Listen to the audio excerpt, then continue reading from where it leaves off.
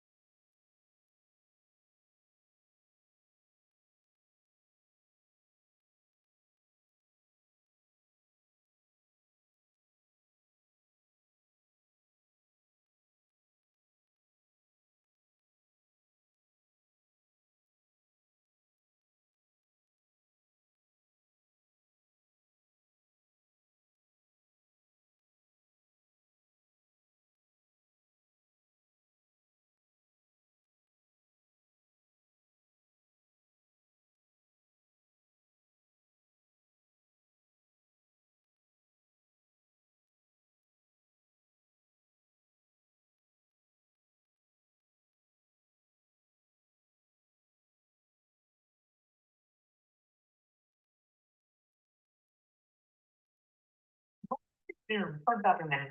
Enter your meeting ID followed by pound.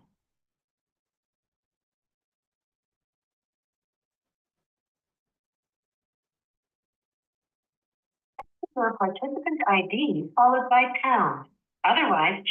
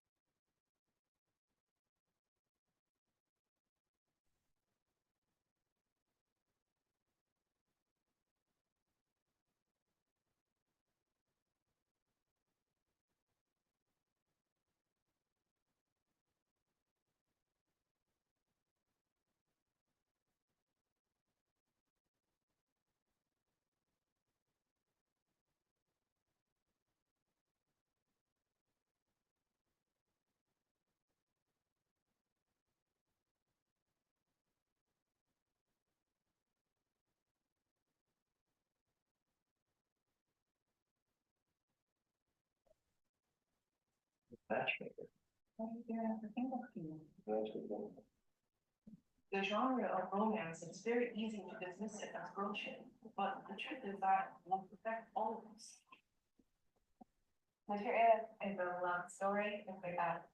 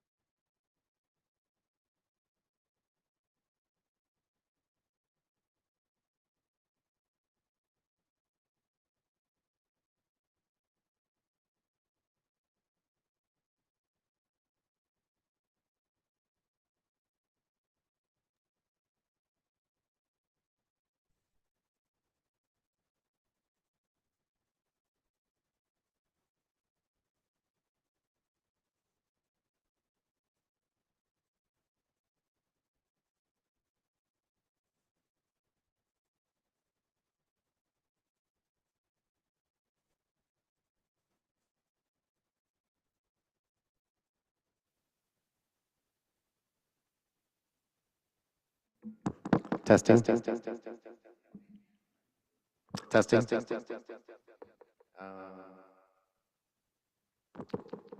We're getting a lot of reverb.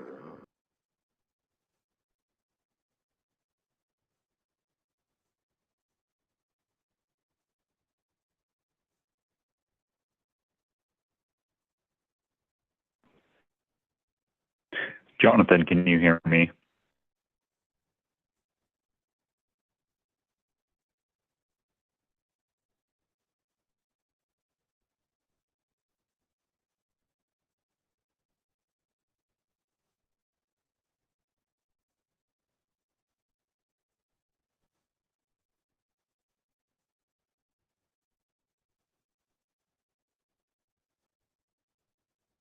Work.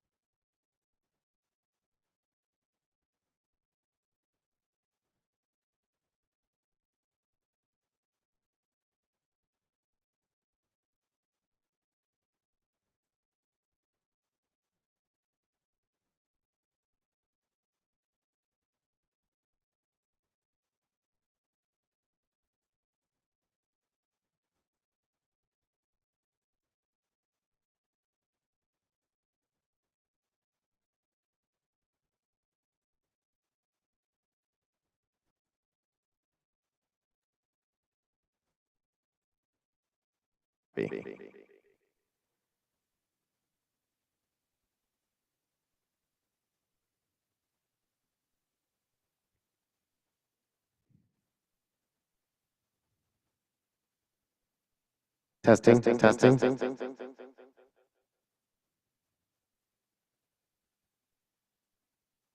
Testing. Can anybody hear us?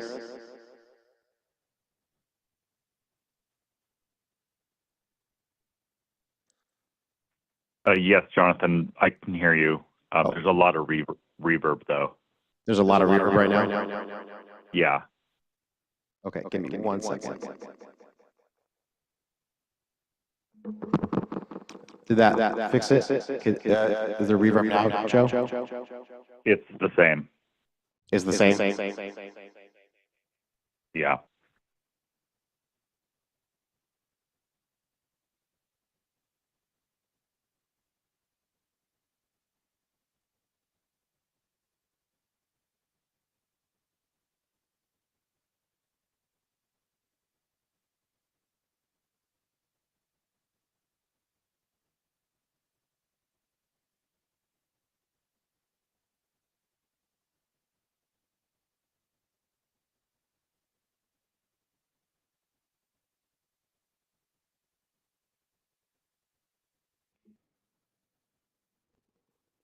Okay, Joe, could we test it one more time? Let me know if there's any reverb. That's much better. Oh, perfect. Okay, gotcha. Thank you so much. We are ready to. Okay, we'll begin Okay, we already reviewed the consent calendar items, and now we start the meeting of the board, South Board, excuse me, South Board of Architectural Review of May 16, 2025. The first item on the agenda is public comment. If there are any member of the public that would like to speak on an item not on the agenda, seeing We none. do have one letter that was left unaddressed from our last hearing from Ross and Ruth Every for 24 BAR 00146 for, and this was their letter that was submitted with a couple of aerials. Yeah, you circulated this. This is the letter we got in the mail, right? In the email? Yes. Yes, okay. But that was for last week. It was from last week, Yeah. but it was not brought up during the item. Mhm. It was not mentioned. And we just want to make sure that it was part of the record. Okay, very good. Okay. So we move on to the agenda status report. Nothing for the agenda status report? As per members' informational briefings, nothing to add? I won't be at the next meeting. Next meeting, okay. Anybody else? Okay. And staff update? No update for me. Okay, good. So we move on to the consent calendar then. Right. There were two items on the consent calendar. The C1 Kirkbride addition at 3830 Penn Place, and it was perfectly fine and complete. There was an item C2, Bashash Trust Addition at 1210 Franklin Ranch Road, also complete and ready to go. And so I make a motion to approve the consent calendar as submitted. I'll second that. All those in favor say aye. Motion carried. Okay, motion carries. So we move on to the first item on the agenda, which is the Leach accessory structures at, let's see what the address is, at 4613 Via Ruby in the Goleta Valley. This is a request by Britt Jewell to consider a review of a remodel of an existing single-family dwelling, which includes replacing the existing roof, doors and windows. Oh, I didn't have that. I'm sorry. We're gonna go back. Okay. Okay. Let's proceed to approve the minutes of last meeting, which is May 2nd, right? Yeah. Are there? Let's see, where are they?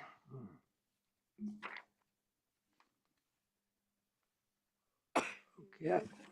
Are there any comments on item 1, the Charles addition?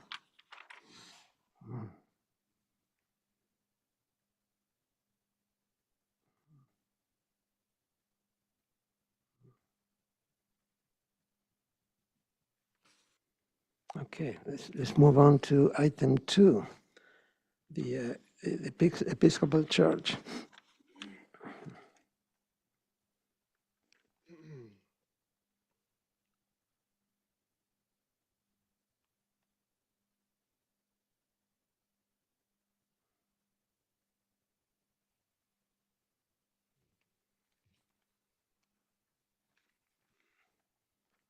Okay, let's go on to item 3, the Lucero addition.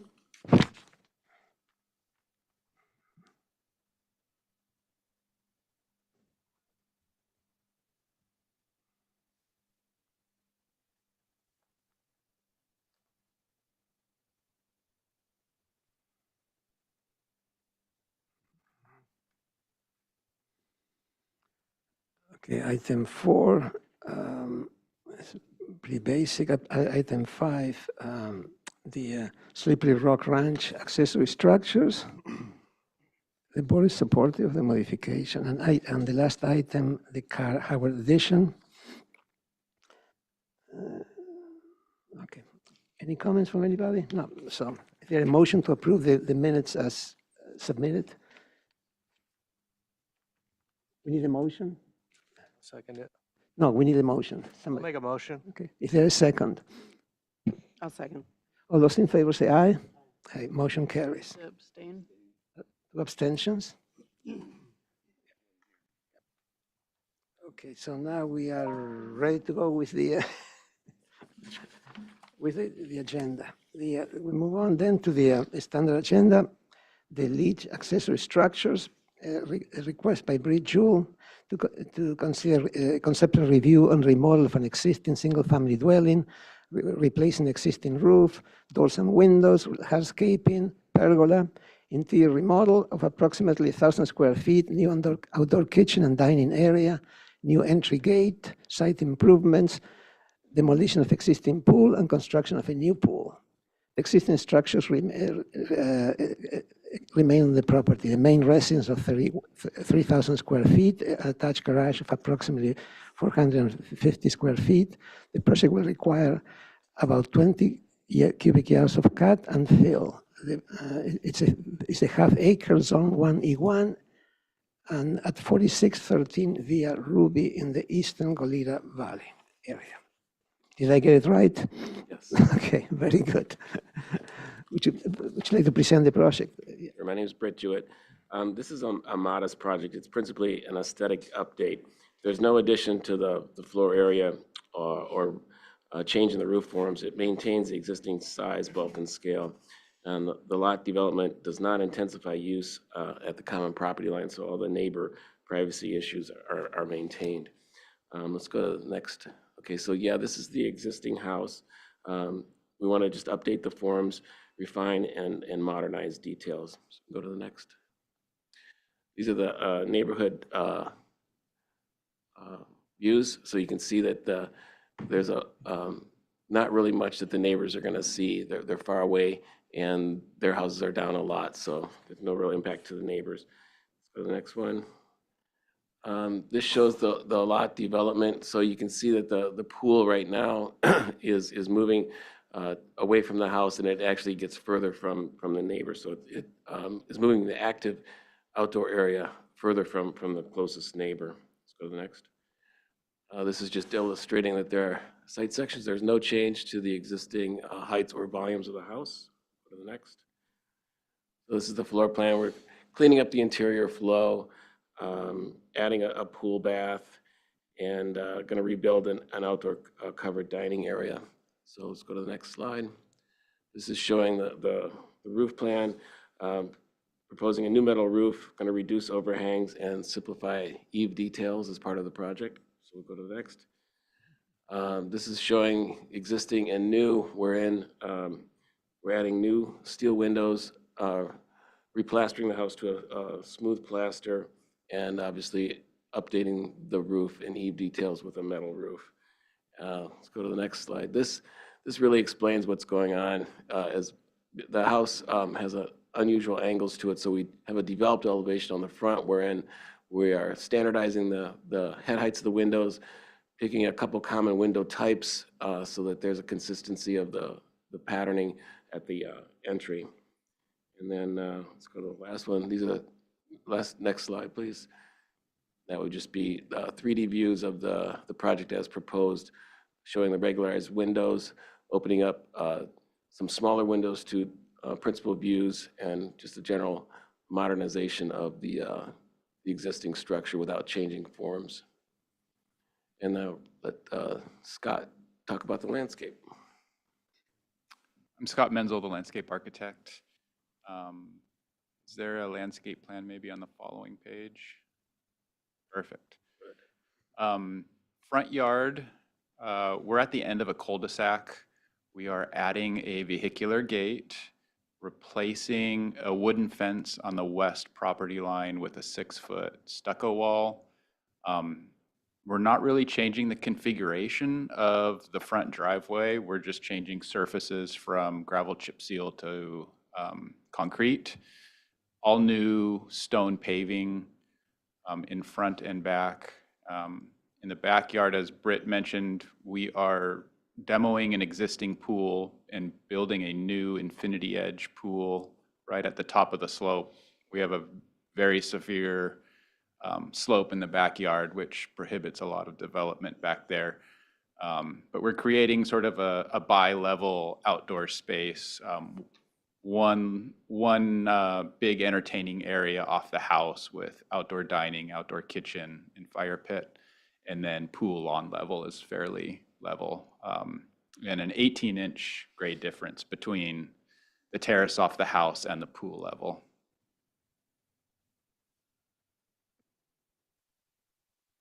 Very good. Anything else? Questions from the board? I have a question, Scott. On the west property line for the new wall, are you guys anticipating removing a lot of plant material along the property line there to accomplish that? Not really. So there's an existing Peruvian pepper and a crepe myrtle. Both of those will be removed. But other than that, there's not an existing hedge there that we're impacting. So no. Last question, that like below the pool there, is that, that's the low point there, is that like a creek or something like that there? There's no esh line coming from the house? No, we're not in any ESH. Really, our limitation is that top of slope for development. It's basically from that top of slope all the way down to the eastern property line, a pretty steep slope, which we're not going to touch. Okay, very good. Is a pool equipment allowable in the setback like that? I didn't think you could put pool equipment in the setback. My understanding is that the equipment and the pool itself can be within 5 feet. 5 feet, right?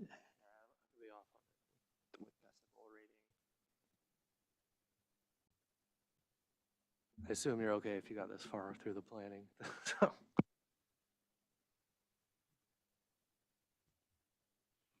Okay. Anything else? So let's move on to questions. I have one question. Have you seen there's plans, it's a vacant lot next door on the west, right? Have you seen the plans? There's a pretty good sized development that was projected for that. No, we haven't seen those plans, but we're moving most of the functions of the house to the east side. That's where the kitchen and the principal views are. That's where the active outdoor living is going to take place. Right. So what did you say about screening along there? Because you may want more once that's. Yeah, at this point, there's an existing 3-foot wood fence. It steps up Oh, at the house to 6 feet, and we're going to replace both of those with a 6-foot plaster wall. Okay. Are we ready for our comments? Ready? We'll start on that side. I'm sorry, we need to take public comment. I'm sorry.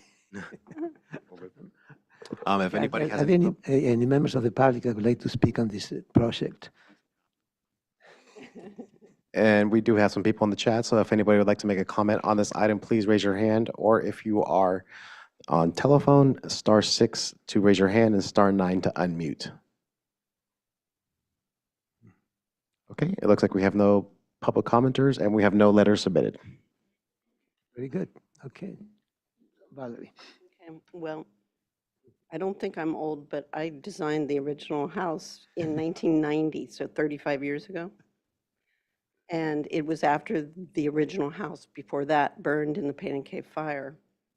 So I think that pool was all that was left from the previous house.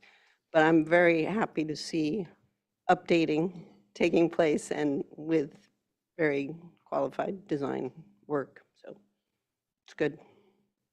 The pool is historic then, right?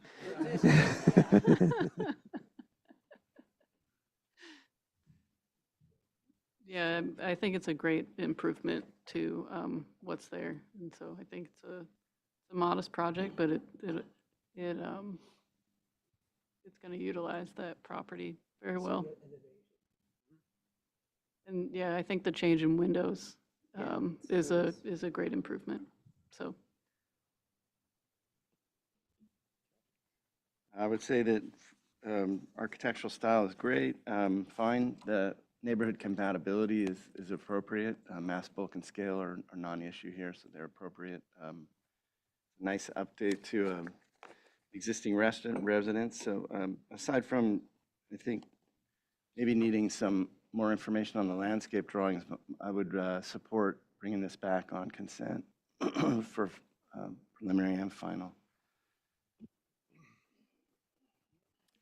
Yeah, I agree with all of the comments from my colleagues. I think it's a well-conceived project. Would like to see, yeah, I think I'm sure Scott has some nice landscaping proposed for the property lines and just replacing kind of trees on that western edge and potentially on the north property line as well. So look forward to seeing that, but I would agree with those comments. Thank you.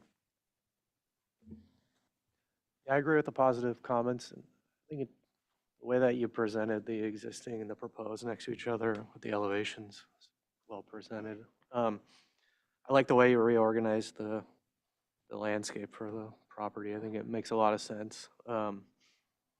There is no planting plant list that was provided, so that would have been helpful to have seen, but I'm sure we'll see it at the next round. So, I support you guys moving forward with it. I have nothing else to add. Positive comments. So we will move this to the consent calendar then, if it's okay with everybody, for preliminary and final. Okay? That doesn't get any better than that.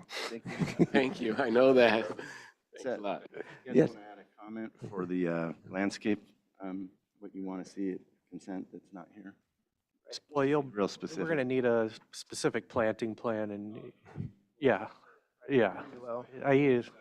So it'll be a complete construction document. Very good. Okay, great. So we move on to item number 2, Phillips new single-family dwelling. A request by Steve Welton to consider a conceptual review of one-story, 2,300 square foot residence with a 550 attached garage, 250 square foot loggia, another detached garage of 720 square feet, an attached restroom of 110 square feet, and an accessory building of 630 square feet, and a 336 square foot solar array. So there will be landscape improvements, driveway improvements, pedestrian gates, and fencing. The parcel is currently vacant, and it will require 1,700 cubic yards of cut and approximately 1,400 cubic yards of fill. It's a 1.6 acre parcel, Zone 1E1, located at there is no number, 00 La Riata Lane in the eastern Goleta Valley. So please proceed with Steve. Thank you, Mr. Chair. Steve Welton from SEPS Land Use Consulting. Caitlin Ernest from my office is here. I'll just go ahead and let the rest of our team introduce themselves. Serena Edelson, Harrison Design. I'm also joined by Anthony Grumbine from Harrison Design. Stacy Hargitay, Harrison Design for the Landscape Department. Nick Zemke with Flowers and Associates. I'm the project civil engineer. And we're also joined by our property owner, Chris Phillips, in the audience there. Welcome. Thank you. So this application is for a land use permit, also a recorded map modification. I want to give you a little bit of background on the property. It's originally was owned by Goleta Water District. They put it up for sale in 2005. There's a reservoir to the northeast that they still maintain. And in fact, they have an easement along the east property boundary that they still have to get access to that. So there's a driveway for that purpose. So Chris and his family are the third owners of this parcel. The second owner, Mr. Williams, filed for and received a parcel map to subdivide the property into 2 lots. This is one of them. I think you may have received a memo from staff regarding the policies about Eastern Goleta Valley Community Plan and slopes. There's a policy that addresses development on slopes greater than 30%. This parcel itself slopes pretty steeply from, I wouldn't say steeply, moderately steeply from La Rayada to the top. And the other part of the policy says that you should avoid slopes of greater than 20%, where it does not preclude reasonable use of the parcel. So our project team's going to address that. The overall objective of that policy is to retain the structural integrity of the geologic integrity of Eastern Galita Valley. We did an FAR analysis, just a brief one, looking at assessor records, just to compare for that, address that reasonable use argument. And our FAR for the main residences for both these two projects, item 2 and 3, came in below or equal to other neighboring parcels. Chris met with the 2 abutting neighbors to the north. It's not really relevant maybe to this parcel as much, but for the next parcel we get to in item 3 to talk to them about that project. Relative to this parcel, I just want to let you know that the Parks Department during that lot split project did require that we put a trail in along the southern part of the property, so that's part of the project. And the recorded map modification for this particular parcel was that there is a possibility of an earthquake fault that went to the property, and so we had Steve Campbell investigate that and confirm that there is no earthquake fault. So with that, I'm going to hand it off to Serena to go ahead and walk you through this project, and we'll be back for next parcel. Good morning. So like Steve alluded to, item 2 is the lower parcel, and item 3 on the agenda today is the upper parcel. And so we'll speak to them separately, but for all intents and purposes in our office as the design team, we've reviewed them holistically, and yeah, we can speak to that on our cover sheet. So if you want to zoom into the upper left image is a rendering, and we've kind of ghosted out the upper parcel for the sake of this set, but you can really see the 2 parcels together. One is the lower lot and one is the upper lot. And like I mentioned, it was important to us that these 2 parcels were cohesive architecturally as far as its landscape and also in concept. Chris and his family would reside in the upper parcel and then would like to rent the lower parcel to dear friends of theirs, a young family. And that was a big driver in the design. You know, historically, you probably see a larger building or estate further up the hill and then a lower kind of guest house or cottage on the lower area, wanting to preserve privacy for 2 families who are friends, but also want their own space. You know, kind of as far as architectural detailing, similarly, that the lower parcel home would have some special elements, but perhaps a little bit more understated as compared to the upper parcel's home.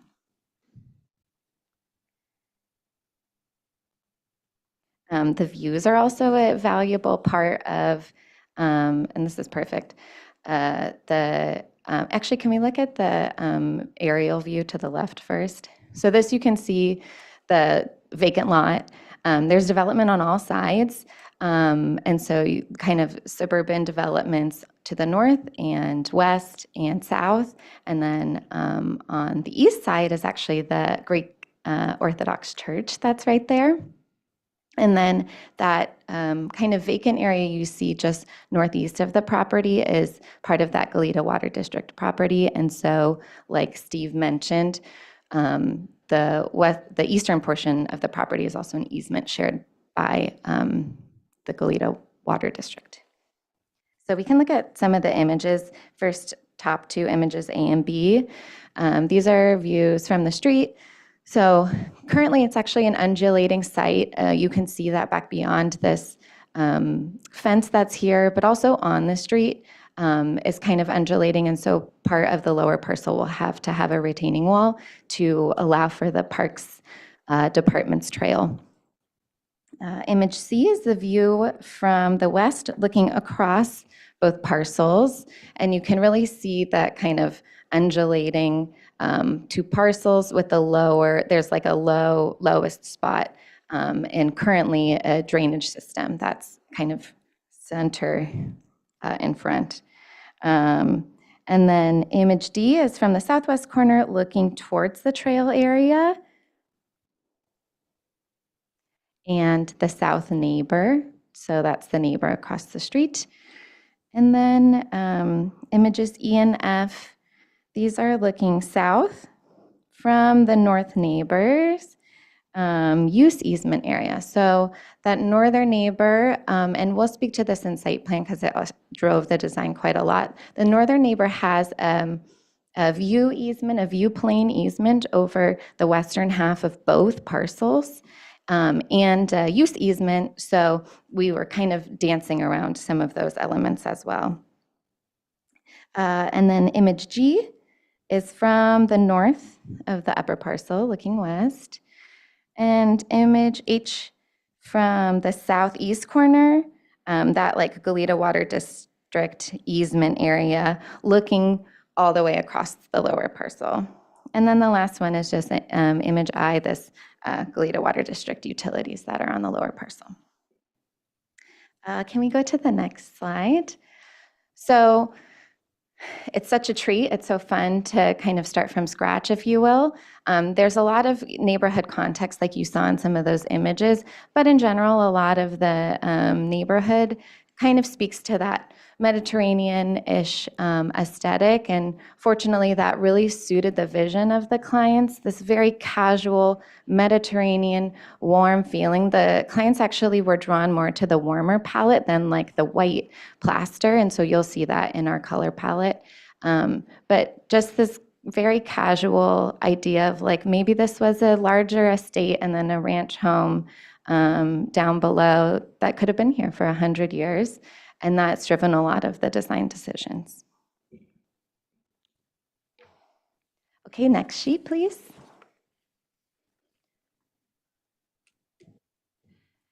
All right, so now we get into the fun stuff and all of the really interesting, complicated things we're navigating. So on the west portion is the Goleta Water District easement. It's an existing drive and needs to be maintained. So part of the concept was keeping it for all intents and purposes, but having like a separate private entrance for the homeowners. The east side. Pardon me, the east side. And then on the west, you'll see this dashed line on like, you know, about a little more than a third of the property. And that indicates the view plane easement that is from the northern neighbor. And so in addition to, you know, being respectful of the hillside ridgeline height, we're also living down underneath that view plane easement for the development here. We also needed and wanted to incorporate fire truck turnarounds. So you see that in the driveway next to the residence. And actually working through the drives and fire truck turnaround was really almost the major factor in grading and impervious surfaces because we need to meet the fire department's requirements. The concept for a lot of this siting was setting the buildings into the hill and really maintaining that existing topography, doing kind of subtle retaining walls in a few places so that we can kind of create this building that lives in the hill instead of like a big flat pad, and then needing to locate the fire truck turnaround and the drives in the flattest parts of the parcels.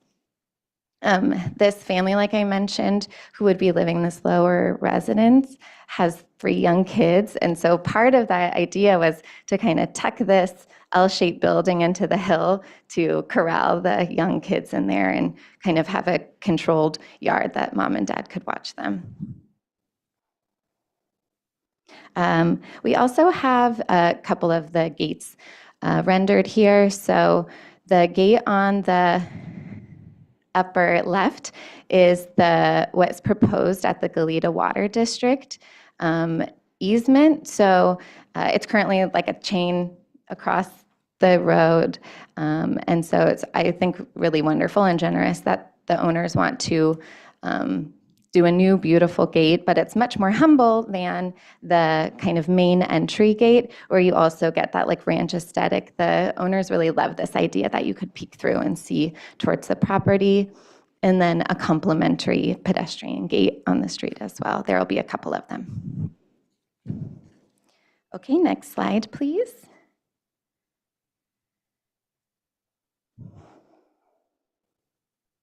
All right, I'm going to turn it over to Stacy to speak to our landscape a little. Hello. So we wanted to really encompass the idea of this Mediterranean hillside aesthetic and incorporating multiple olives throughout the property, as well as various tree species to give it more of a rural aesthetic. We have included a new 10-foot trail along the perimeter of the property on the south side, and that will be in addition and a really nice add to the overall site. You'll also see a new retention basin featured in the center there that'll have accent planting all alongside and hydroseed, as well as primarily low planting that will give us that natural native space within the site. We have multiple low retaining walls throughout. Mostly on this side of this is sandstone to kind of give you that hidden hillside look as well. Keeping with the end user in mind, you can see that back lawn turf area for the kiddos to play and to keep an eye on, featuring some tiered retaining walls in that back hillside. We do have a very generous setback from the property line. For any new proposed fences, we'll be incorporating screen planting that is illustrated there on the site plan as well. Next slide. Here's our proposed planting palette as it's developing. As I mentioned, primarily low-use water plants that'll complement the building, as well as provide layers of planting to help screen the overall building, but also provide a really beautiful garden space. Next slide. These are concept details that are developing further as we continue through the design process. Next slide.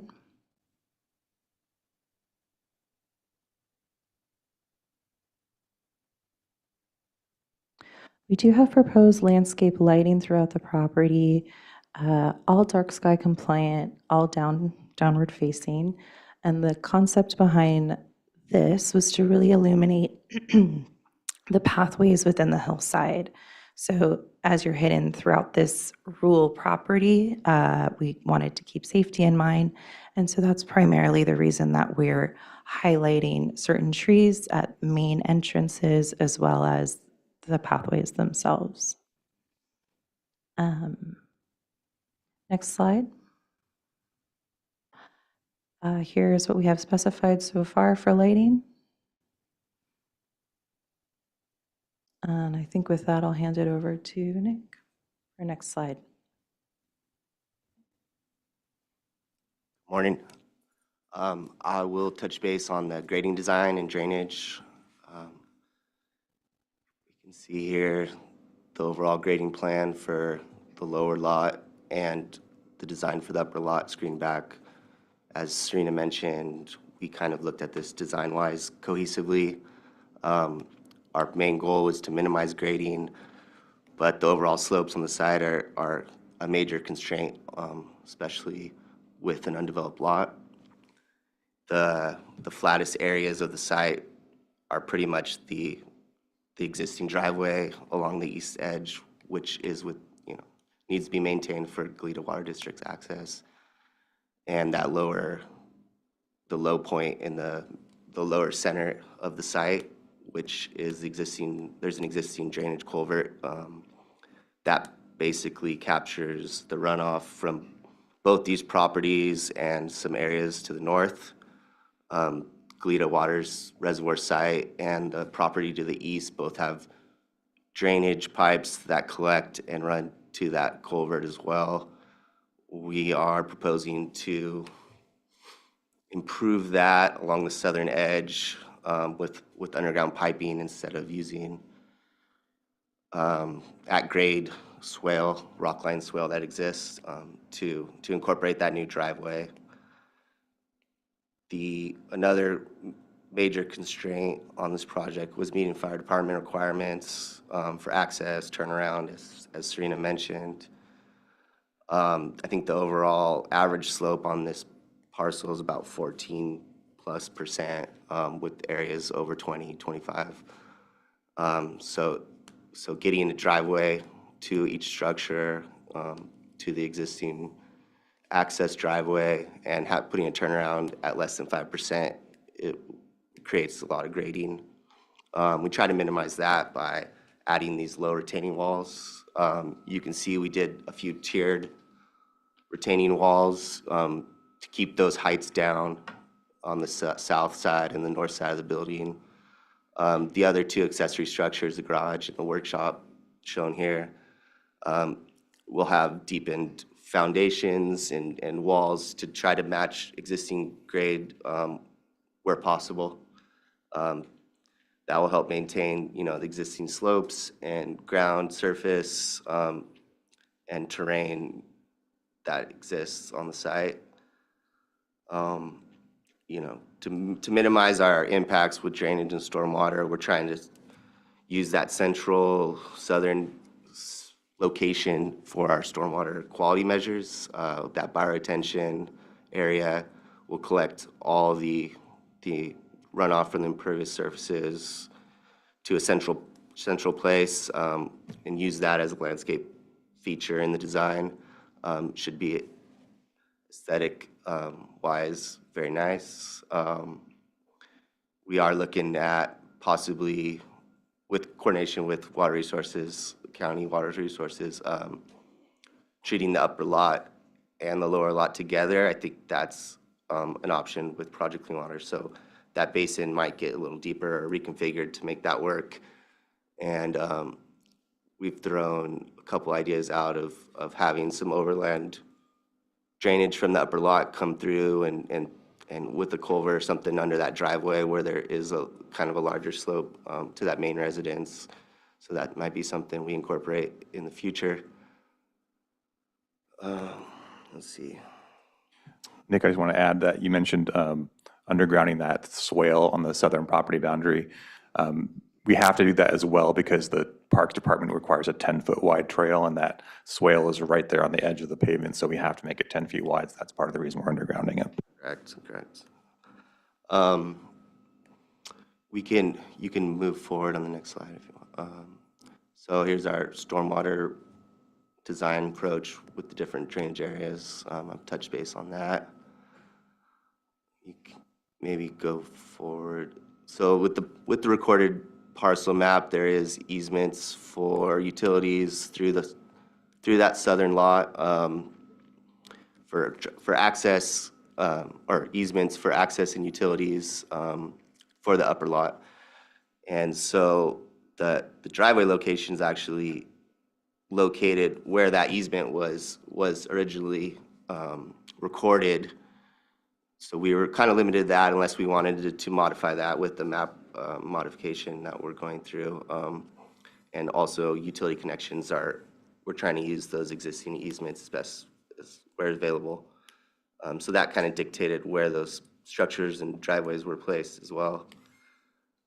You can keep going, Jonathan. Let's see. And we did have an updated slope map that we sent out, if is that possible to pull up?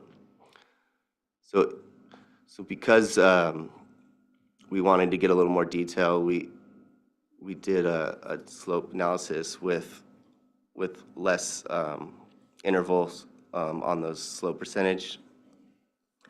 And you can see kind of in the blue, those are the 10% and less. So really couldn't locate any of the structures in those areas for the reasons we've discussed. And we've located all the structures outside of anything over over 30% for the Eastern Goleta Valley Community Plan. There is some development on slopes above 20% but they're only include those retaining walls in areas where we're trying to minimize the grading best as possible. Thanks. Good. Yeah, sorry. Anything else? Yeah, I think, Nick, did you have anything else on your sheets? No. Cool. You want to look at elevations? Okay. So we'll go to sheet 2300. Perfect. So this is the design for the main residence on this lower parcel, again, in that kind of ranch house language, and really just utilizing that front entry tower as our special architectural feature for this home that you would be able to kind of spot as you're on the trail or from the road, but kind of let this be just very sweet and like it could have been here for 100 years. Next slide. And this is just a sweet little garage to serve the lower parcel. And then next slide. Activity storage. So this is a family that loves bikes and canoes and boards, and probably will have some groundskeeping needs. And so we knew we wanted a building to serve that. That was handy, kind of accessible when you first pull in or out of the property. But we conceived it as if it was almost like a little gatehouse. So from the street, you just see these charming windows, and it's right up against the gate. I think it's pretty effective in that regard. Next slide. Oh, we can skip our boring specs. Perfect. So again, this is perfect because you kind of see the two sites in the whole. After this item, we can talk about the upper parcel. But again, just wanted to kind of emphasize the idea that we were really gracious with the right-of-way and push even fence and everything all the way back to the setback. So it feels like this kind of gentle rolling hillside property, and looking forward to your comments and questions. Thank you, guys. Thank you. So first, start with questions from the board. Maybe we'll start on that side. Robert? Have you reviewed the landscape plan with is it a high fire area? I guess that's my first question. I believe it's a high fire area, isn't it? Yes, it is in high fire. We will take that into consideration with developing the planting plan. Well, I'll save for the comments. Thank you. I don't know who this question's directed towards, but could you guys briefly describe how the driveways are being used, or how it was a little unclear about the water district. Are they accessing the site frequently? And then is that driveway shared between the two lots? Or does the other lot have another entrance that they're using? I'll take that through the chair. So as part of the lot split, as Nick alluded to, that central driveway was identified as the entry point for both lots. And so it then proceeds to the northeast and connects to that Goleta Water District easement. And then that is a shared access from that point north to the next parcel we'll be discussing. And then the other part that's on the east side is Goleta Water District's private access or access that they will use going forward to access the property. Does that make sense? Thank you. On sheet C4, obviously, I believe we're seeing on your revised, the new one. This represents the proposed grading, correct? No, those are existing slopes. These are existing slopes. Okay. Yes. Did you do a color map for proposed version? No, but we can provide that. Well, I'm just trying to contrast what's existing to what's being, so I'm clear, like, is there, how much, maybe just by a percentage, like the increase or decrease in overall plus 20% or 30% slope? If you can go to the, let's see, C1 maybe. there's a few areas, I think from the driveway south, where we had to fill that driveway in, so that there'll be some proposed fill slopes there. Otherwise, yeah, down. So Sorry. trying to handle the argument for, so No problem. the planner letter kind of indicates that the project may not comply with grading. Obviously, there's an exception in there that we could look at, but if that, what I'm trying to ascertain is how much of the new grading is creating additional, well, let's just work with the 30%. I'm not really interested in the 20% at this point. And Josh, I think that letter is really more focused towards the wall above rather than this one from my discussion with planning. I don't think they're as concerned about this particular lot, because if you look at that slope map, I think, very, by and large, we're less than 20% across this property. Yeah, the only area above 20% on that lower lot is north of the residence, where we're having those tiered retaining walls above the backyard. So can you kind of just I kind of got just lost in the presentation. Sure. Restate the argument you want me to have to get on board with your. Yes, thanks. So the Eastern Toledo Valley Community Plan, again, you are required to avoid slopes greater than 30, greater than 20, you have to make the argument that, it's reasonable development.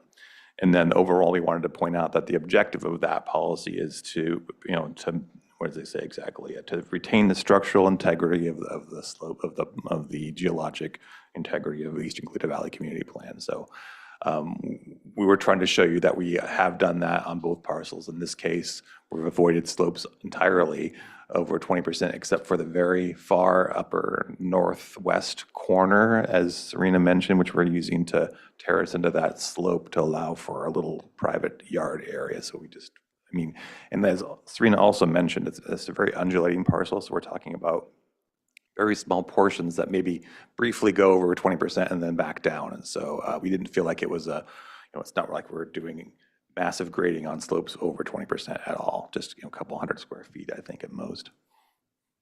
Yeah, and then the proposed slopes where we had to fill for the driveway, let's say between the driveway and the retention basin, we're trying to minimize those to 3-to-1, 4-to-1, not the maximum slope there.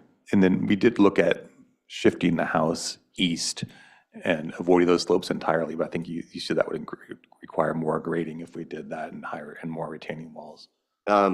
Yeah, it just creates steeper slopes on the driveway coming down from that shared access and those other two accessory structures. Makes it a little more difficult to fit that turnaround in there. A couple other things.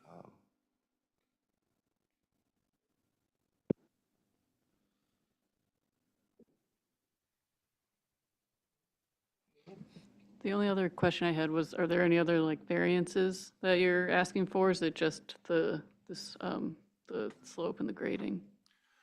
There's no variances per se, Amy, but yes, you're right. There is that policy issue that you're asking you to consider.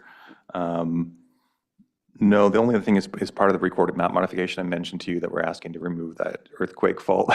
And then on the other lot, there's a small amount of purple needle grass that's below the threshold for what we considered significant. And so we're asking to remove a condition of approval that speaks to that. What are the heights of the retaining walls to the north and south? The two stepping ones.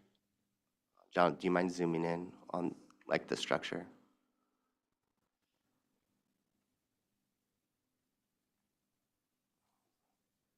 Yes.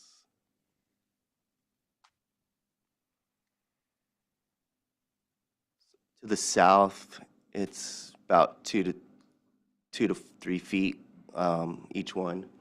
To the north of that, those tiered walls, about maybe 4 foot max, 3 to 5 feet or so. Okay.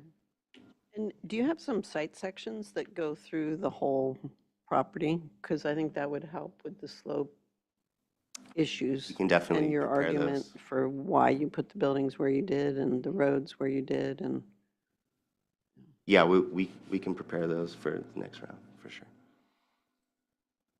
Yeah, maybe there would be a couple going across, Yeah, I right, think, east to west. I Yeah. think we would need a few to show kind of the driveway and the rest Mhm. as well.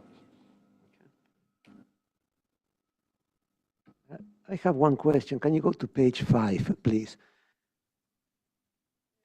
Yeah, that one.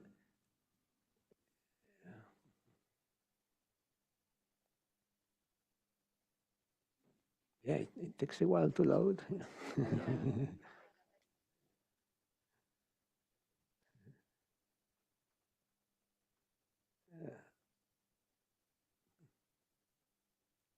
It froze.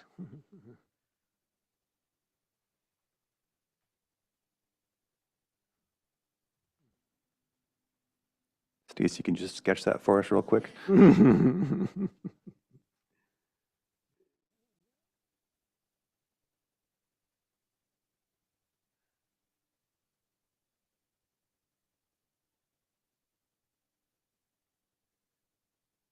you go. Yeah, it's a basic question. I'm sure you thought about this a lot, but why do you need another entrance? Why couldn't you use the water, the existing access and widen it and improve it and put a nice gate or something like that? Why do you add? Is that the slope or what brought that? So Mr. Phillips was not the original subdivider of the lot. It was the prior owner who actually is the neighbor to the north. And so the planning commission identified this as the access. So he doesn't really have a choice that to use this as the access point because that is the access that was identified in the lot split. So it's already determined. Is that?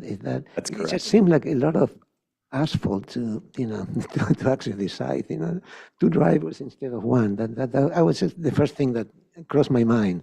Yeah, I think that Mr. Williams wanted to avoid sharing the access with the water district for the most part, but I don't know all the reasons why it was selected. I'll add also that the fire department wants that shared portion of the driveway to be 20 feet wide, where that existing driveway is not, and there's a lot of vaults and utilities that would prohibit that. That's a really good point. Yeah, you can see those white boxes, Mr. Peugeot, on the west side of it. Yep, I see the boxes, yeah, maybe. Okay, that was my question. Okay, very good. So do we have any public comment? Yeah. We do have someone filling out a public comment speaker slip right now. If anybody else would like to make a, sir, would you mind filling out one of those public comment slips in the back right there? Just so we get your name for the record, and then we'll call you up. We have to do that during public comment, so.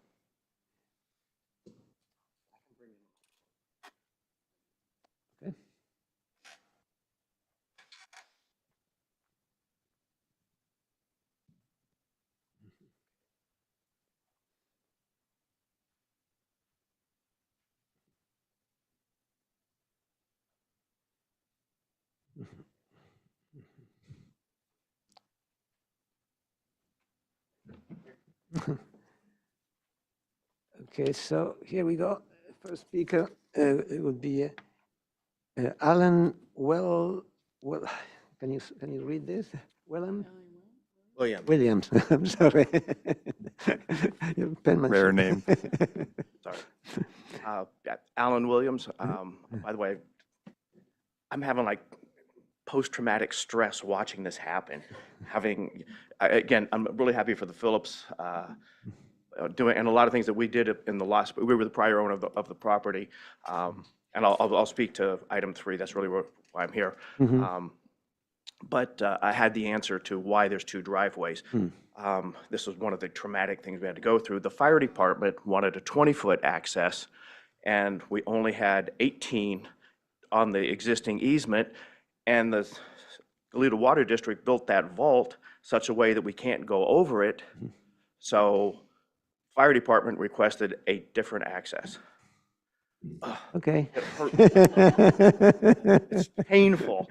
These guys are awesome, and Philip, I'll talk later. I knew there would be an answer for that.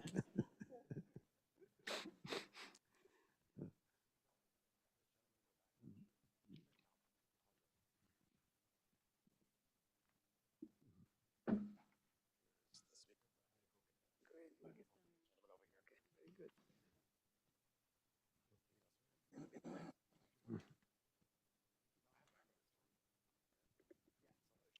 your That's his, right? close for I'd just like to make a little comment. I'm Ernest Calendrianos. I represent the Greek Orthodox Church. Mhm. We're the 4-acre parcel next to this parcel here. And I'd like to first comment that as a neighbor, we welcome you to the new neighborhood. We've tried to be a very good neighbor since we've been there for the last 39 years. And I look forward to having and seeing this property develop. Our concern, of course, we've looked at this property over the years of thinking of addition, but we didn't need 3 more acres to our 4-acre parcel. And our concern about it over the years has been the topography, the dramatic slope of the property. And also with heavy rains, we have a rock creek bed between our property and this, where the Goleta Water, the driveway up to the reservoir of the Goleta Water District.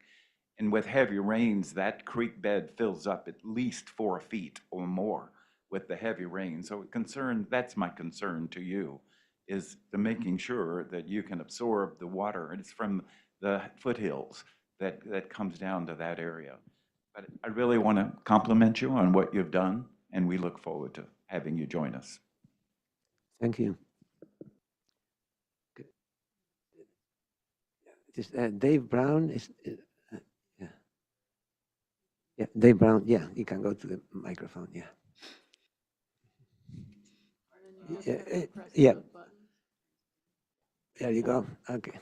Hi, I live in the house on the northwest part, and my only question is just about what's going to go along that property line. Maybe it pertains more to the next home than this one.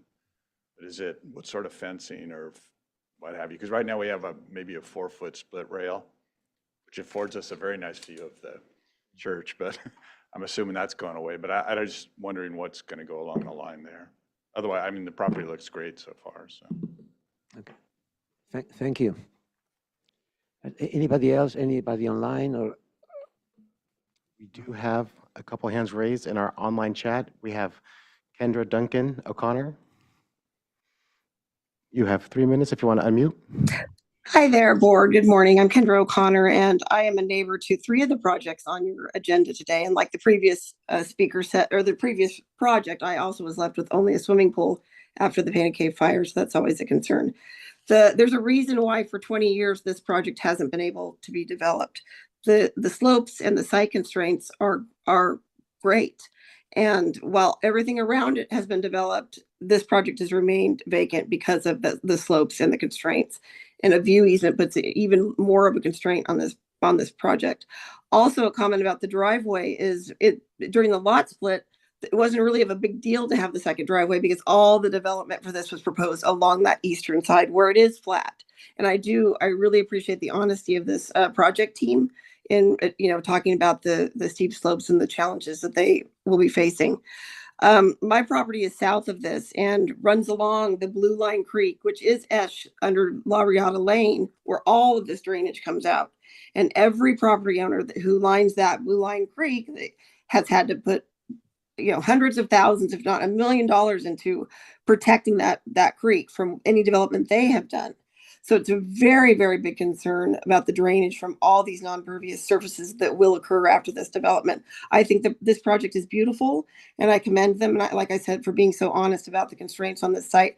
But I really, really recommend a site visit for this because it's a lot of development on a site that is very sloped and has a lot of challenges, and the drainage is a major impact on the neighborhood.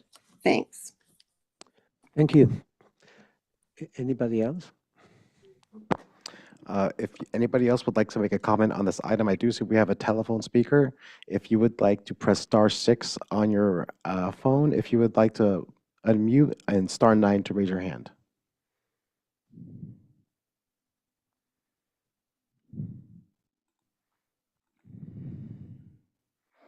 Okay, seeing no other speakers for this item, we'll close public comment. All right, so then we go to the board then. Yeah, here we are. Mr. Chair, did you want us to address any of those comments? We're happy to, if you'd like. Wait a little bit. So to the board? Yeah. Valerie. Well, I can see that you do in fact have some major constraints that you're dealing with here, and probably a site visit is going to be a good way to go, because I think this is actually the easier site of the two, as well as getting those site sections to help us understand. I think it's always true that when a good civil engineering plan is implemented, it can help address the concerns about drainage that an existing condition can have. So the comments about the creek, are you saying that the detention basin area that you have is going to address that? So currently, it's interesting. Valerie, currently the water is piped from the center of the property under the ground, under La Riata, and then it does enter a creek on the other side of the property. Alan mentioned all the stuff he went through as part of this project. We spent probably most of the time working with flood control and Project Clean Water to make sure all of those things were addressed. So I wanted to make Ms. O'Connor aware that the county was very aware of the drainage issues and stormwater issues, and so all the conditions of approval. In fact, they've commented on this project as well. And so Nick will have some work to do with Project Clean Water, but we're confident that we'll be able to address that in a safe manner. So the detention basin that you're going to have is more to ameliorate your own property? Well, with the recorded map with the parcel split, the flood control put a condition on this project to mitigate all peak flows to pre-developed conditions, which is not always typical for residential lots. So this is being looked at with a higher level. more stringent conditions on as far as drainage and mitigating that increase of impervious areas for that. Okay. Yeah. So then I had concerns about the second driveway as well, but understand the history of the lot split. And I think, the architecture is very nice and in keeping with the neighborhood and fine. I think maybe there could be a little more attention paid to the little equipment house that's right close to the driveway,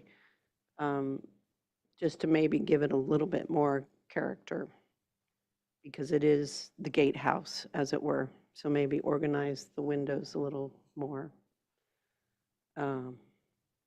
But yeah, I think the big concerns are the site, the topography, the drainage, the slopes, and a site visit. I just want to ask one question in regards to one of the public comment, and that was, how are the property lines being addressed as far as fencing or planting around, I guess, primarily the west and the north? If we can go to the landscape plan, L1, but I believe they're all almost all called out as 6-foot wood fence or like metal fence to be screened with hedges.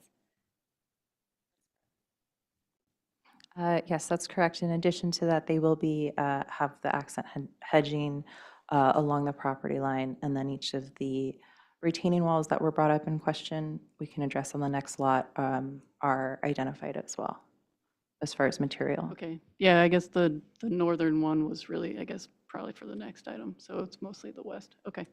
I echo a lot of what Valerie had mentioned as well. I think the architecture is nice, but I think obviously the big issue is the slopes and the grading, and even just kind of taking a look at the memo and it noting that design changes are expected. So I think,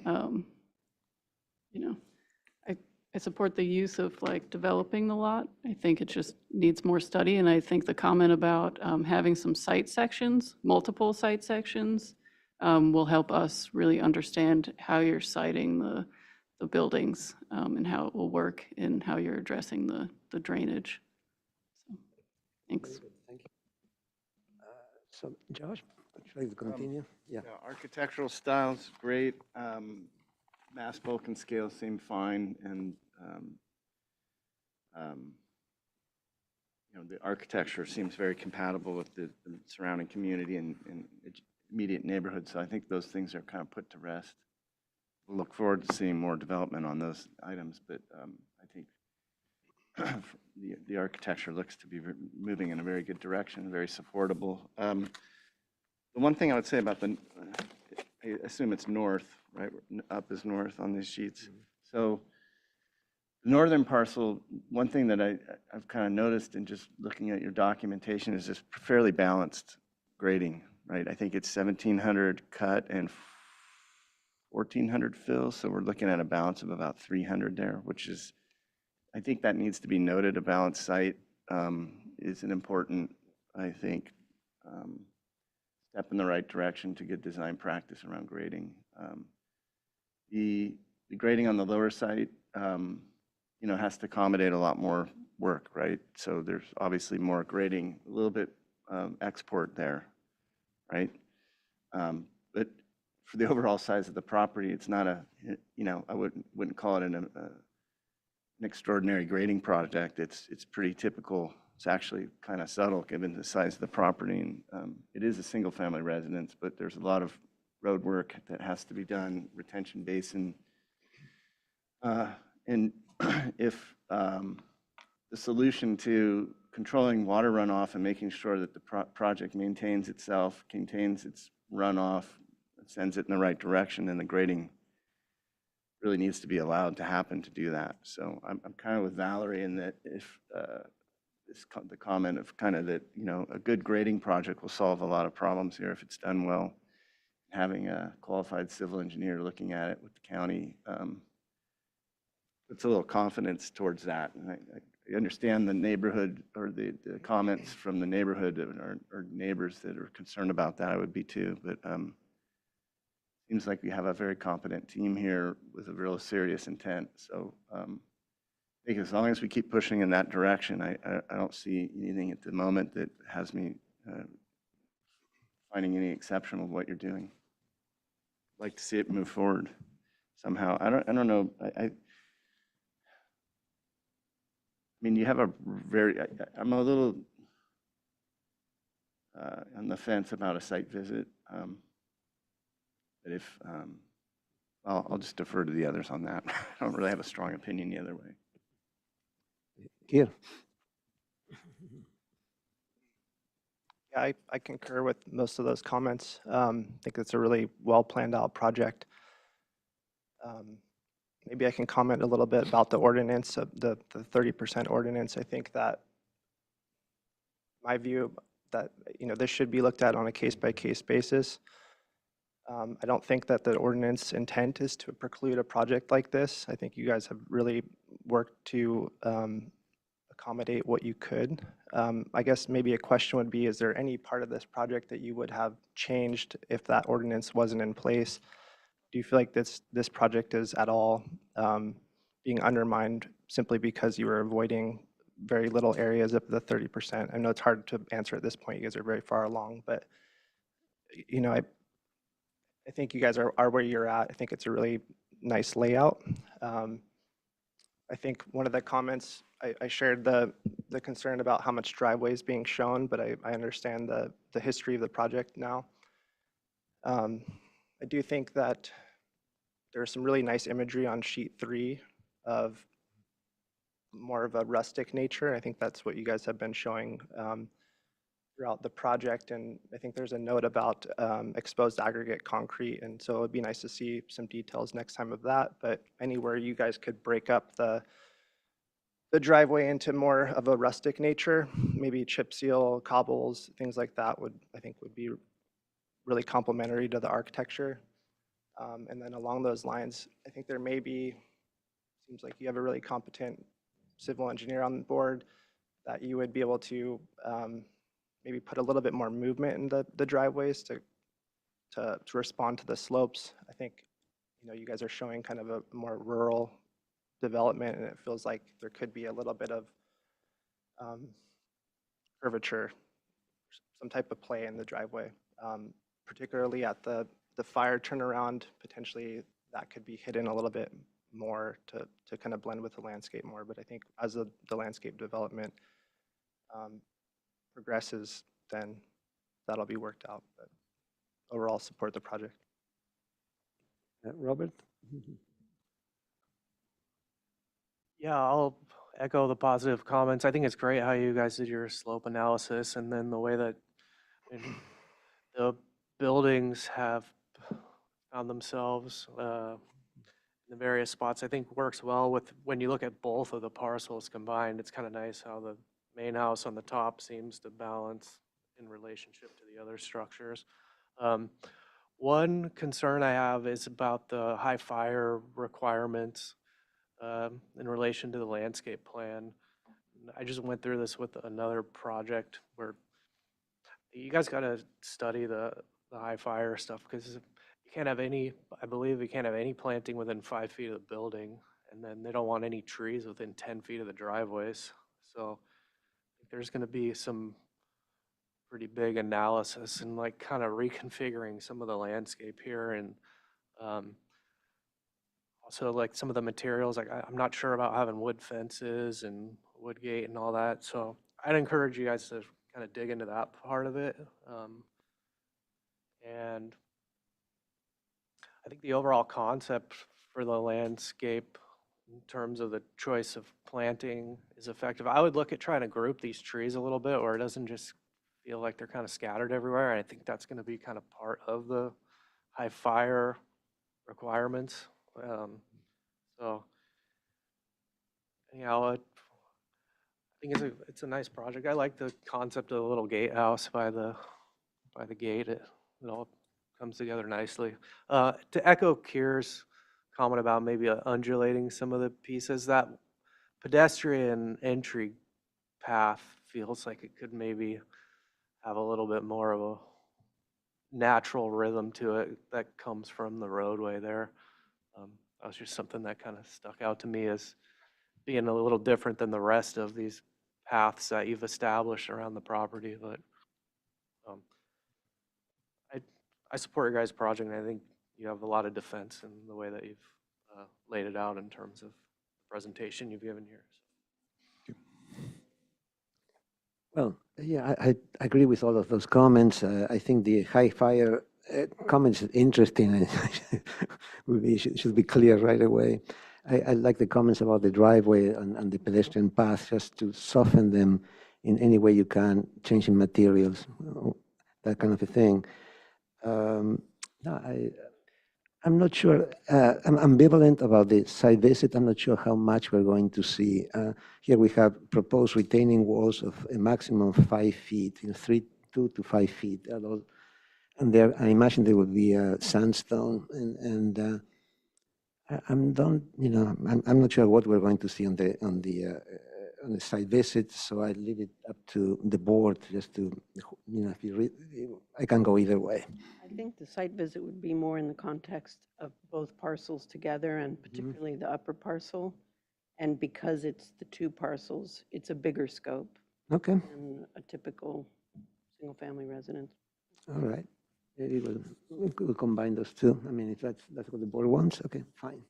All right. So I think those are the comments. So we'll see you next at the site visit, or after the site visit. So are we turning for the conceptual? Conceptual and conceptual and preliminary, I would imagine, right? I mean, conceptual. Return as conceptual. Yeah. Okay. Let's go ahead to the next. Okay. All right. Very good. So Just conceptual, to be clear. Yeah. Okay. Same team. I mean, same team. Okay, all right, good. So we're moving to number 3. The description is a little bit different. The residence will be a 2-story, 5,300 square feet, an attached garage of 950, a basement of 2,300 square feet, a loggia of 300, a pool cabana with 376 square feet, and a pool equipment storage of 113 square feet, a pool, spa, and a 336 square foot solar array. God, they have the both sides. So those solar arrays are, they come in sets like 336. Is that? Is that okay. Anyway, so the project is the address. I'm not sure what the address is here. 0, yeah. 0. For now. Okay, like Riata Lane. Okay, so let's see the presentation. Thank you, Mr. Chair. I'll be brief since you've heard most of it and you've heard the background. This is the northerly of the two lots. It is an interior lot for purposes of setbacks, just so you know. As mentioned earlier, Mr. Williams, prior to selling the parcel, placed a view and landscape easement on the west side of the parcel. So that is something that we have to work with in terms of this project. And then we have the Goleta Water District easement on the east side of the parcel, and then we have slopes, and we have the policies. So it's definitely a fun project for Serena and the team to work with. But I'll hand it off to Serena to talk about how we worked with the slopes and made a good project. Can we zoom into the upper left image again? So, and again, this is kind of nice because we don't have to go through everything from start. But again, so now for this upper parcel, the idea is like, this is probably the like slightly grander, finer home further up the hill. And it works really beautifully with the concept.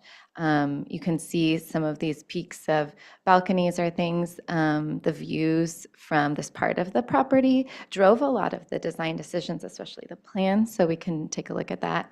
And then of course, the view easement and restriction. One of the things that's very important to us as architects in our office is like, you wouldn't just see big garage doors on the front of the house. And so it's very important, you know, as if this was built in the 20s, that you'd kind of have that approach. You'd see the peak of the home up on the hill. As you get closer, you have the screening, and then you work your way around into the motor court and open those doors and see the view. And that was a big driver, I think, in a lot of the design work that we were doing as well. Okay, can we go to the site photos? And I'll just speak to image C, that a big pano there. So this is the view from the kind of upper west part of the upper parcel that has that view plane easement over it. And again, this is a slightly flatter part of the site. The views are quite nice also up back towards the mountains. So it made a lot of logical sense. Like, this is a place you could probably put the pool. It's flatter. We wouldn't have to worry so much about the view plane above us, and then have really nice views from standing there. And then image G.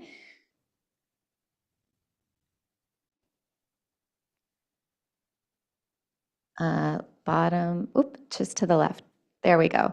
So perfect. This is kind of standing at the northern property line, looking west towards the neighbor's use easement and on the western part of the property. So you can see there's actually quite a bit of screening already established on the neighboring parcels. And so we want to complement that. We recognize, and you'll see in our plans, we actually have a couple tiered retaining walls there. So we like situate ourselves down and around that existing landscape screening. Okay, we'll go to the next slide, please. So it's the same inspiration imagery palette. Again, we want them to feel like this could have been one cohesive property. But this upper parcel gets some extra architectural detailing that might be appropriate for its larger kind of scale. And then our site plan. So next slide, perfect. And you can see the footprints of the neighbors and kind of how we're trying to work with them.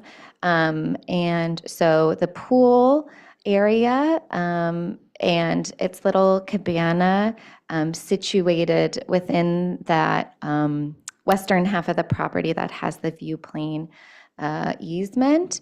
And then the main residence with its fire truck turnaround, and that actually worked pretty nicely in that we want that to be generally the flattest part of the parcel. We didn't want to have a two-story structure right up against the property line. Because this is an interior parcel, there's actually a little bit more latitude for what the setbacks are.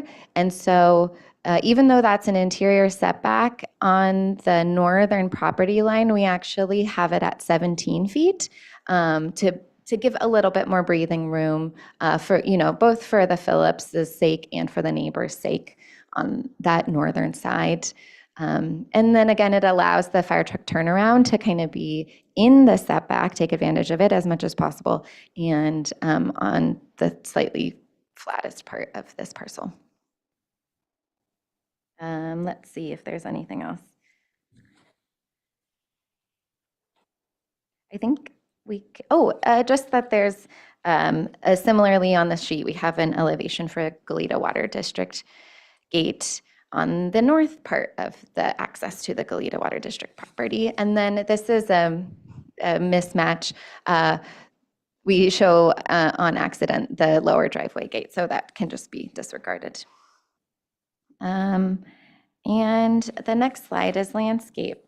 I actually find this most easy to talk about the site planning and especially floor plan. So I'm going to speak a little bit to it here. If we can zoom in just ever so slightly to see this plan. On the east part of the building's footprint is the primary suite. And from there, you actually have quite nice views down towards Goleta Pier. It was also important for the owners that they kind of pull themselves and have a quiet area that's further away from, the hangout zone at the pool for the primary suite. But they also like the idea of, being able to look out the window as people are arriving when they're getting ready. And so that was a valuable part of pulling that scope to the east. And then the main living space is that great room, and you'll actually see it manifest on the elevation as well, but kind of the one big space where everybody can gather. Their current residence has a little bit of separation, and that's just not the way that they live and entertain. And so it actually worked really nice with the architecture. And then we have an outdoor dining loggia, and that property kind of opens up and then spills out and down towards the pool as you would organically expect when you are entertaining. Where are people going to eat and see a cool view and want to walk down and hang out by the pool? And then this is a great opportunity to speak a little bit to that layered screening on the north and west corner of this property. So we have tiered retaining walls here as well. They step down a couple feet and a couple feet right there in both of those areas, so that they're actually down a little bit lower than the current grade. That serves the ability to put that pool cabana there, but also kind of creates that separation and privacy from both sides with the neighboring parcels. Stacy, do you have handy the heights of those retaining walls? Oh, I can speak. Oh, Nick knows off the top of his head. Yeah, 3.5 foot max. We tried to break them up, as you see, that has the two tiers along the west and the north side. So that's keep it under 4 feet. Exactly. And we even pull that pool cabana east a little bit to give it some space, and then have a buffer zone of veggie garden potting area, which we thought was nice to, instead of just pushing the structure all the way right up against that setback. And it also serves the southern property. So there's that area to meet up with the fire pit coming from the neighbors to the south. And then also to the neighbors to the south really love gardening, and so that they have kind of easy access to the veggie and potting area as well. Stacey, do you want to add more on these plans? Sure, if you can scroll to the right a little bit on the image, I just want to highlight. So we're proposing an olive grove as you enter the property, just to kind of help screen the building and to help it set into the aesthetic of the rural residents. And that continues throughout the hillside area. As you're walking through, you'll walk across the citrus grove, and we take advantage of the slopes and that we create these meandering paths throughout. Accent flagstone steppers throughout those paths as well. And then if you go over to the left a little bit more, as Serena pointed out, we do have the planter boxes near that seating area to create a cozy space for them, as well as a less formal area compared to the outdoor seating by the property. One thing I did want to address was the question regarding the property wall. So if you scroll up, you'll see we're proposing, nope, sorry, there you go, a new retaining wall. Height varies between 6 inches to 5 feet. We're proposing a stucco wall, but it does help set the property down and create that flat pad. So it shouldn't be above grade and freestanding and exposed too much to replace that split rail, but it will provide a nice cozy space for the driveway area. Stacy, you mentioned, when we talked earlier, you talked about your choice of the olive trees. Did you want, since there's a member of the Greek Orthodox Church here, I thought maybe I want to chime in on that part. I'm sorry. The representative of the Greek Orthodox Church and that olive tree. Yes, Yeah. to bring that same aesthetic through the entire property and to complement it so it doesn't feel like it's out of place within the hillside.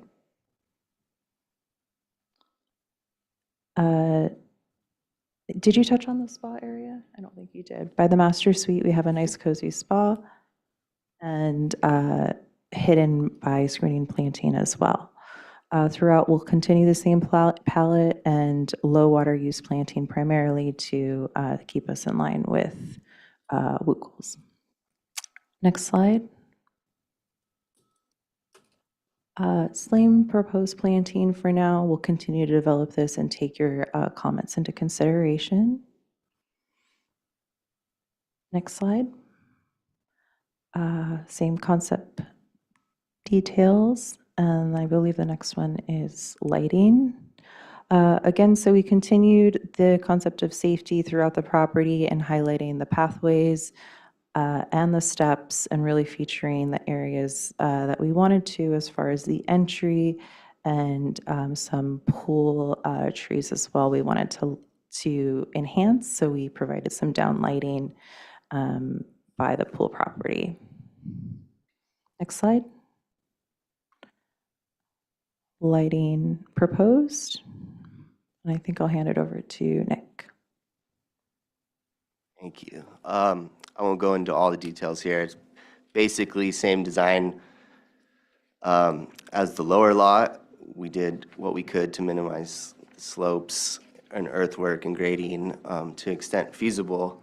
This parcel is obviously more constrained than the lower lot. I think the average slopes across this parcel is 15%, but when you take out the Goleta Water District easement and that backyard easement and setbacks, we're 17+% average slope. Not, the view easement not included in that developable area really can't sustain a residence. That cabana had to be pushed down quite a few feet just to get a 10-foot, ceiling height on that. And maintain that view easement. We have retaining walls along the north side to push kind of all the structures down, try to match the existing grades at the southern end best possible. As Stacy said, I think up to 5.5 feet on that northern driveway wall, and then the ones tiered around the pool are 3.5 feet max. The design incorporated, steps and multi-levels here to try to accommodate the change in grade. All our development is outside of that 30%, which is really congregated kind of at that lower southern portion of the site. There is few areas above 20% at the main structure. We could go to that slope map if that I sent out, the updated sheet. But really, if you zoom in on the residents, some of those areas in orange, which are about 20 to 25%, the average slope across those are closer to 20, 20. Some are less than 20, 22, 23 maybe max. So we've really tried to cite that. And also, actually, Jonathan, if you can go up to the upper right, kind of laid it out as a developable area, and you can see we're very limited in where we can locate that structure. We needed to make sure that fire turnaround was less than 5%. Made sense to use the driveway along the north side to break up the structure from the neighbor's property. You know, grading and developing on slopes, there's going to be grading, as Josh alluded to in the previous one. This lot, obviously, the quantities are a little bit more, but maybe 20% is accounted by the, detention system to maintain the proper drainage control, and the pool area. It's gonna have a high percentage of that cut. The design team located the basement area on the lower, the lower southern portion to kind of step down the slope. We do have some fill on the southern end, but we've tried to maintain that existing grade on that southern edge as best as possible. That way, we're not disturbing the natural terrain. And I think that kind of tells it all. Anything else? Yep, we're gonna look at the plans. So A2000, I don't know the PDF number, I apologize.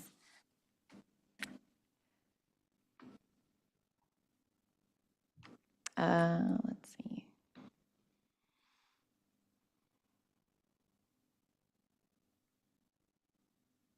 Can we go up like 3 slides? Oh, interesting. One more, please. Great. So this is the floor plans for the main residence. We looked at quite a bit at the main level. There's a partial second story for just a couple bedrooms. Conceptually, if this was a house that was built in the 20s, like this area might have been almost that service wing where you have a couple bedrooms upstairs, but they're relatively kind of humble.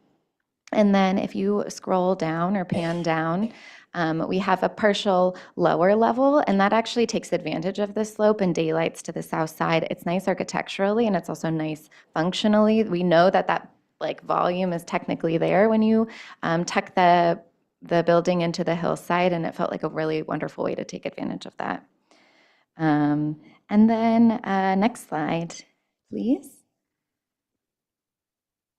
This is the roof ridgeline diagram. So we know that we really wanted to make sure that we were conscious, even at this early stage, of our ridgeline heights, and we fall really gently below that. So that helped us feel good too about where the design was going. Next slide. You can keep going. That's wonderful. I'm not sure where that ended up. Cool. And then these are the elevations of the main house, and I can talk you through it just quickly. So let's see, from top to bottom, this is actually the view from the approach. On the right-hand side, you have the balcony at the primary suite. And then the kind of main building mass, that is the great room. You'd have the largest windows, and it's kind of the kind of principal or primary building mass on this structure. And then to the left, you have that covered loggia, outdoor dining area, and then the terrace that steps down towards the pool. The second elevation, this is elevation 3 actually, is the north view. This is the view from the motor court. And so you see, as you drive around, have that sweet tower element that actually has a stair on the interior. And then the view from the main motor court is that most formal elevation with the door at the center, and then the 2-story element to the right-hand side. But we were really thoughtful about like the plate heights and like the volume of the massing, how the roofs actually technically work and can function as a roof, but also so that they feel right and they feel proportional to each other. Next I think, oh, perfect. So then this is the elevation 2 is the view from the pool area, if you will. And this is at least partial site section on just this upper parcel. But kind of taking advantage of the hill and the way that we can step down towards the pool area. And then the lowest elevation is that view as you'd be coming up the driveway and see this layered kind of series of buildings, the tower, and then the further back, that second story element. Next sheet, please. So this is the pool cabana, and we actually went back and forth on, do we do something on this? Can we actually get a structure on this side is the first question. And so what we did was actually it steps down from the pool deck level 1.5 feet. So you have like a little seat wall that you could sit on in this pool cabana. And we take advantage of retaining walls to have this be able to be perfectly comfortably underneath that view plane. And it was important just functionally too, if you're now down at the pool, it's nice to have a restroom and snacks nearby. But also when you're looking down towards the pool area from the terrace, that there's like a back, you have almost like if you're creating an outdoor room, you have that end that's inviting you down there. So that was some of the design concept we were thinking through of how do we make sure that that feels like a destination. Okay, next slide, please. It looks like we've got our specs and then a rendering. And again, this has really been a lot of exercise and thought. This is the first time you guys are seeing this, but we've been really working at this for many months because there's a lot of interesting constraints. Like Ms. O'Connor said, this is not the first time I've started a parcel that's vacant, like, now I see why nobody's developed on this yet. It's tricky, and we're so grateful to have the Phillips who are excited about this project and really plugged into the area. They've lived in this area for a long time. And so we want to be really thoughtful and create a design that is sensitive to all those things. And so again, looking forward to your comments and next steps on this one. Thank you. I know this has been a long presentation, but you guys are usually home in bed by 10:30 these days with your agendas. And I also just want to mention that Chris is an adjacent neighbor right now to the west, so he's very familiar with the neighborhood. Thank you so much. Very good. Questions from the board? No more questions? Then we have. We have no letters submitted, but I would like to give opportunity if the same speakers would like to come up and speak again on this project. We could start with Alan Williams.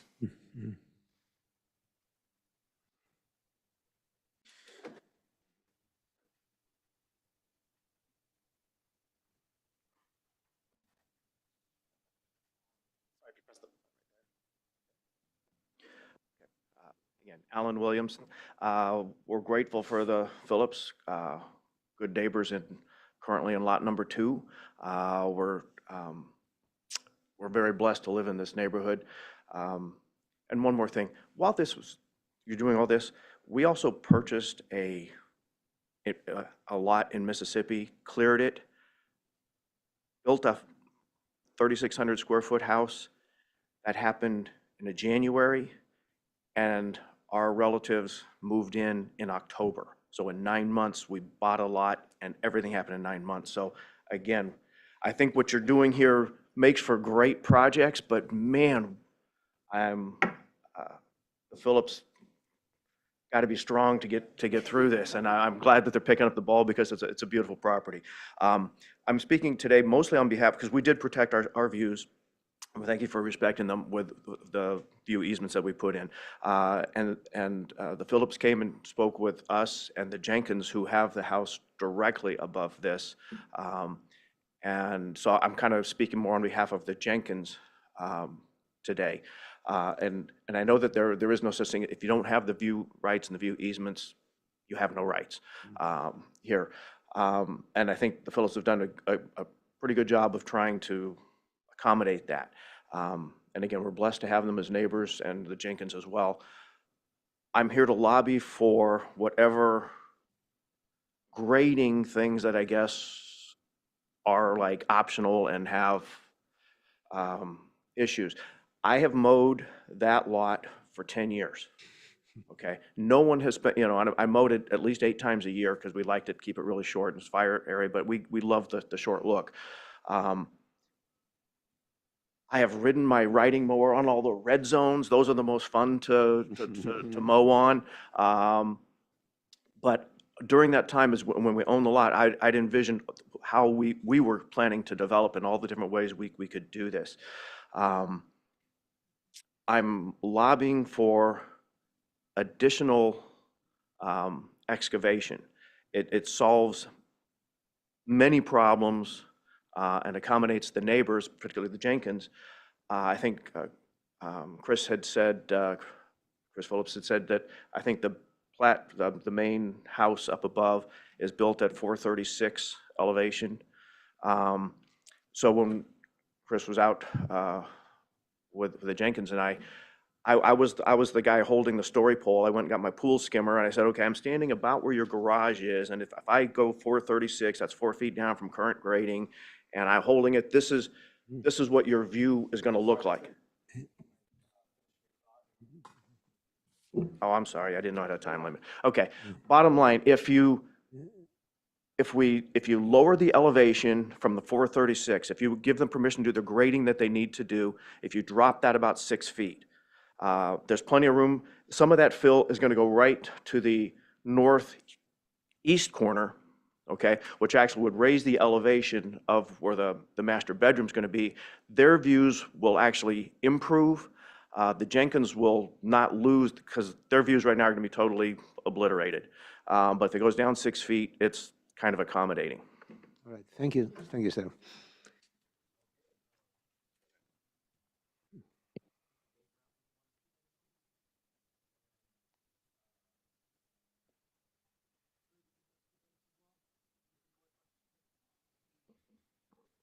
And we do have one online speaker. Kendra Duncan O'Connor, go ahead. Hi there, it's me again. I'm so grateful that this house is so beautiful. It is really, really a beautiful home. Again, you did hear a lot about retaining walls because there's a reason. It is a lot of development on this parcel, a lot of, impervious surfaces, a lot of retaining walls. And the landscaping is beautiful, but it's a state fire code that nothing can be 5 feet within the structure. And we are all dealing with that right now, trying to work our way through that kind of thing with pergolas and wood fences and things.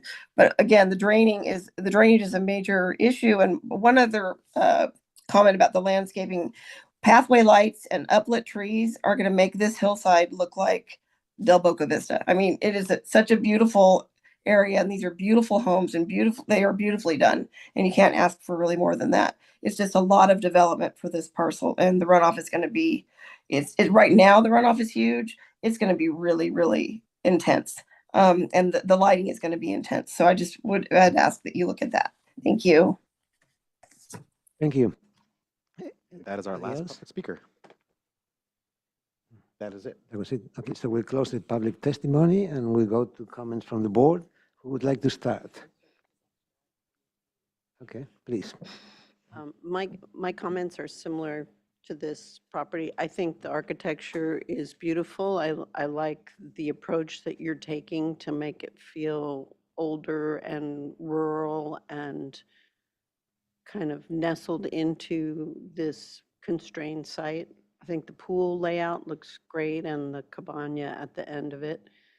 And so I guess I would just still say probably there's enough scale of development here that we should do a site visit and get a sense of these slopes and the site sections. But architecture is very good. So who would like to follow? Joe, for the record, my comments are pretty much the same as the previous, so I won't belabor the point, but I already spoke about the grading condition on this site, which maybe those comments should carry to this item. But again, mass, bulk, and scale, neighborhood compatibility, architectural style, quality, it's all going in the right direction, very, very supportable.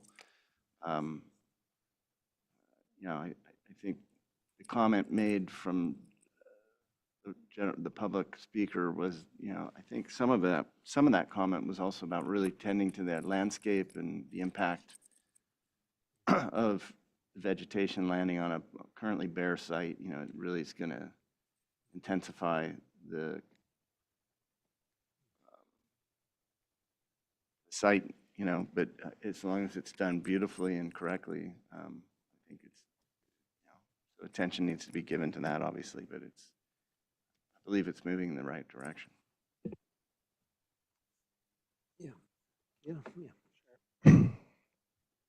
I echo those comments. I didn't really have I missed the question, but is the gate to the northeast, is that the main entry for this residence? The gate to the northeast is actually accessing the Goleta Water District Reservoir. Yeah, I think I think you guys have put a lot of thought and energy into this project and taking care of solving some of the grading challenges that you guys have, like the siting of the building and the pool. I think that works nicely. Yeah,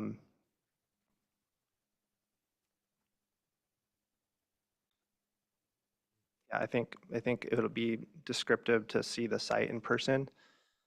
I kind of agree with that comment that both of the projects together kind of make it pertinent that we look at it all together, but can support the project as well. Robert? Yeah, I echo the positive comments. Just had a few thoughts. Maybe Jonathan, could you go to page 19 with the elevations on it, please? That south elevation.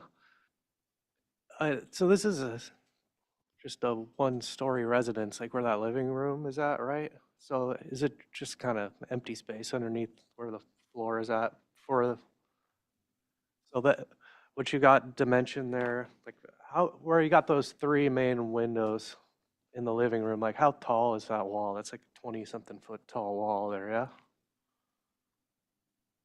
Just feels like that facade could be broken up a little bit. I mean, if you look at the dimension on the side, it says 10 feet and then 16 feet. So it's like, it's got to be like a 20-foot wall.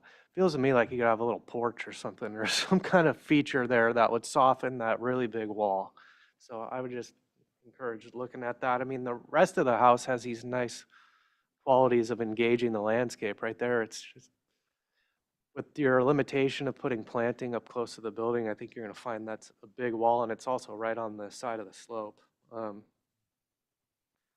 I really love your guys' pool cabana. It feels like somebody could pull their horse up right next to it. Really well designed, so great on that. And then I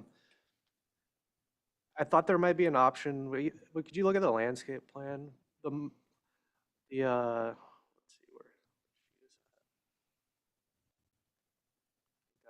Page 5. Maybe your motor court could have some kind of detailing to it that defined it as being different than the rest of the paving for the whole site. It's just something you might consider, because you have a whole lot of driveway material, and maybe there could be some unique paving in the motor court that would set it off as the main house. Those are my comments. I think it's a great project. Here I spoke? Yeah, I agree with those comments. I think it's very well articulated. It's a good project. I agree with the comment about the landscape lighting that was mentioned. I would pay a little bit of attention just to see exactly how that will work, because there are a lot of trees. It could get overboard. Regarding we're talking about the site visit. What do we expect to see on the site visit? One more comment before Okay, the site sure. visit. I just wanted to say I echo the comment about the paving in the motor court and looking to break that up. But then going back to the site sections, I think it's going to be important that those sections really cut through both parcels, but also include sort of the heights of the adjacent property, so we can actually see what the relationship is. And that's obviously more important for this upper parcel. So I just like you to consider that. So what does the board want to do at that site visit? Do you want story poles? Do you want some kind of delineation of where the structures are going to be? What's the expectation? Nothing? I was thinking maybe just Yeah, just like markers, not full kind of story poles. So delineate the main, especially on the upper, I mean, the main structures, like the corners, some rope or something? Yeah, however, they would want to just mark, sort of locate where the structure is. Okay, is that the consensus?